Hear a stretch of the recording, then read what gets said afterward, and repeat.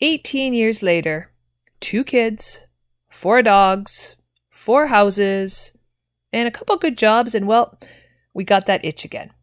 We were coming across on the ferry from Mill Bay last year, and we were sitting up on the top deck, and we just sat and looked at each other, and we looked out at the anchorage, and it was like, yeah, I need to go out in the ocean again. The ocean was calling me. So Blaine and I, we kind of started looking for boats, and we were looking for about a 50-footer, aluminum, and we had certain specifications.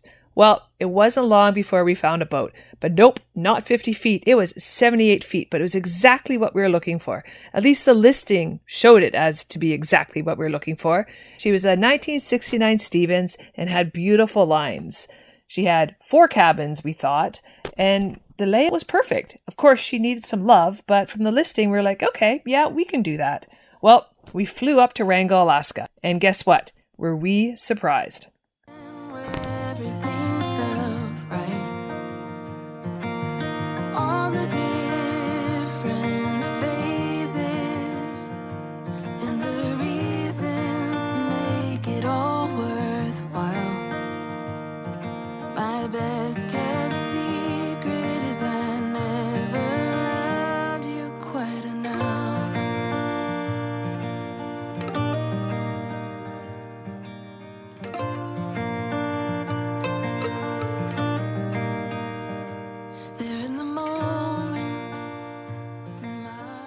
So we flew into Wrangell, Alaska in November, and we expected to see this.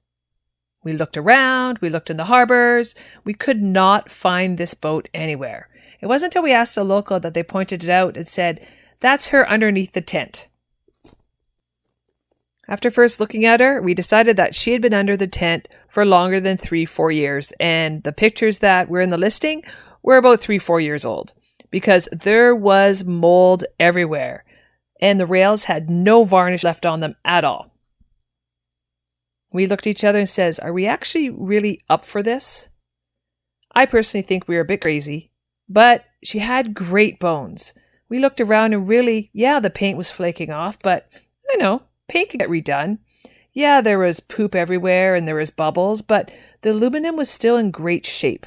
The deck definitely needed some love, but I knew how to do that.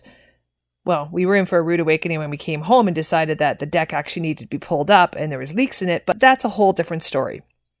The ugly walls, some of them could be taken down. We could open it up. We looked at Windbarker and saw potential. Lots and lots of potential. But we didn't make a decision right there. It was just too daunting of a job. So we flew back to Victoria, and that's when we went through all the pictures we took and we chatted.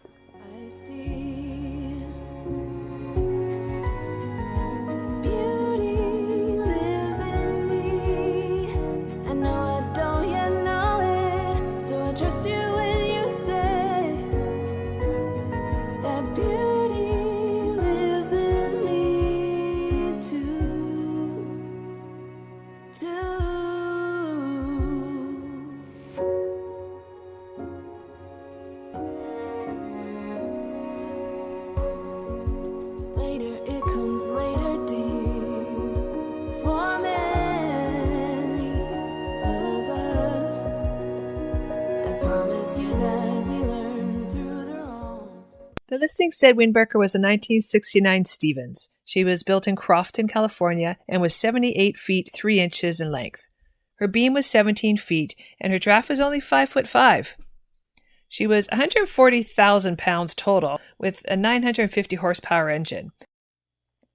She also had 2 generators, water maker, and everything else you can actually imagine. There was actually a brand new washer and dryer inside the engine room. I've got no clue how they got them in there.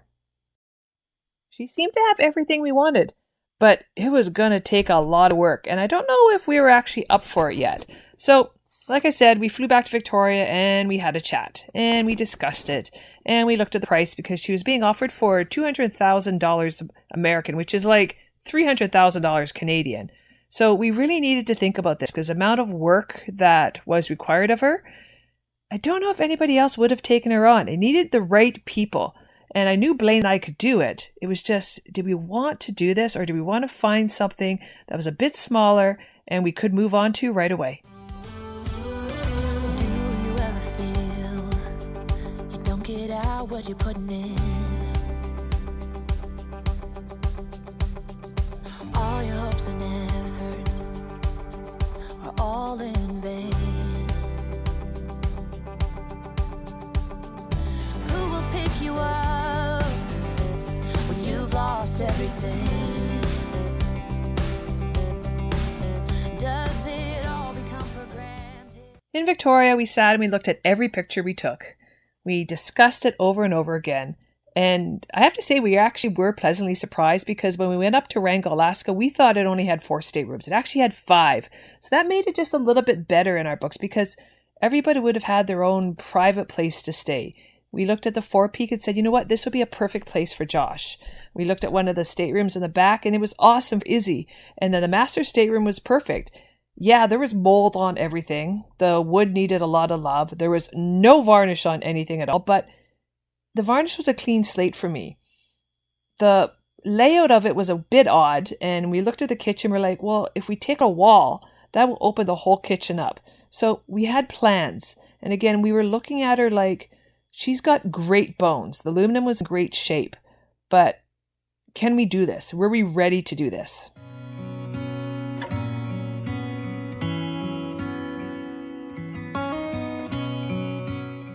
After humming and hawing, Blaine and I looked at each other and said, yeah, this is the perfect boat for us. It was actually so disheartening watching her being left under the plastic. She needed love, and I knew that Blaine and I were the people to do it. So we put in an offer, and we lowballed. We have to tell you that because we knew how much work she needed. But we gave in a lowball offer, and the owner countered, and we countered back, and we came up with a price that we were willing to go with. Well, Blaine flew back to Wrangell, Alaska, and he had to do the test. We did the sea trials, and we wanted to make sure that, yeah, we're good with the stuff that was broken, but we wanted to make sure the engines worked, because that was going to be key, because we needed to get her from Wrangell, Alaska, back to Victoria, British Columbia. So Blaine went up there and did the sea trials. We hauled her out and checked the bottom, and we had an inspector come over and ultrasound the bottom to make sure the aluminum was in great shape. And guess what? It was. This boat was made to last. Boats in 1969 are not made like boats now. These boats will last forever. This boat was in such great shape and built so well by Stevens Brothers. Do you like it better when the ocean's warm? Do you like it better when you see the sun? Do you like it better when the sky is blue? I know I do. In a summer state of mind, we'd be wasted all the time. In a summer state of mind. In November of 2019, Blaine and I took the conditions off the sale, and Windbarker was ours. Though I have to say, I could not keep the name Windbarker. I looked at the boat and I looked at the logo, and the logo was the arse of a dog pointing into the wind. So I wasn't sure if Windbarker was actually a play on words like farting into the wind or something, or whether they had a dog that barked at the wind. I had no clue. Little did I know that once we got Daisy on board, Windbarker was actually the perfect name for her, even though we planned to change it.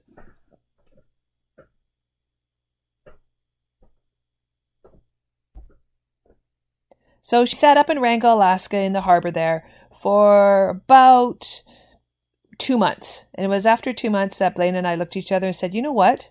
Screw it. We need to go get Windbarker and we need to bring her down. There's no point having her sit up in Wrangell and wait till the spring when we couldn't do anything on her.